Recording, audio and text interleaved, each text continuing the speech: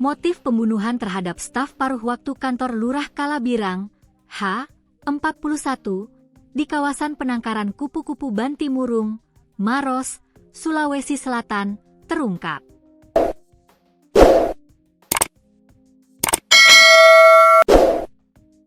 Pelaku adalah kekasih korban, Ruslan, 35. Ruslan menghabisi nyawa H usai pertengkaran hebat dipicu rasa cemburu.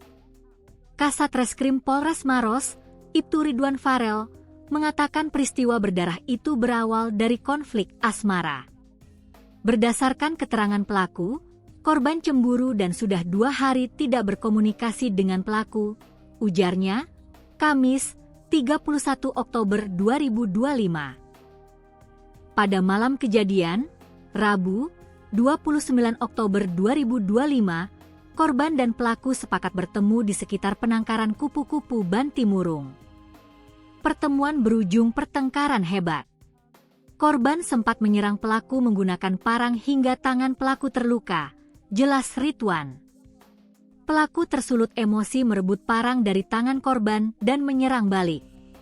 Korban mengalami luka parah dan meninggal di lokasi kejadian. Setelah kejadian, pelaku panik dan melarikan diri, meninggalkan sepeda motornya di lokasi, tuturnya.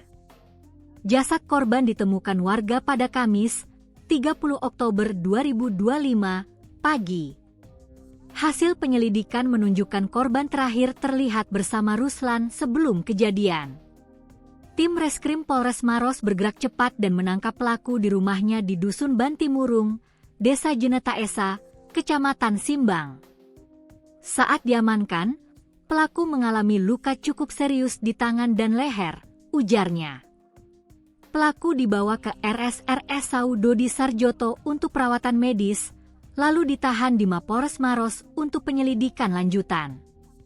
Hasil pemeriksaan luar terhadap jenazah korban menunjukkan luka robek di pipi kiri, dahi, leher belakang, kepala belakang, lengan kiri, tangan kanan, serta luka tusuk di perut dan dada kiri.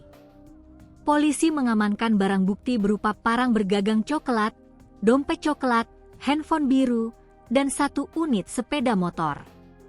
Barang bukti kami amankan untuk kebutuhan penyelidikan, tutup Ridwan. Lurah Kalabirang, Suherman, mengatakan korban aktif sebagai kader PKK. Korban ini staf paruh waktu kami, sekaligus kader PKK yang cukup aktif. Kami semua sangat kehilangan, katanya.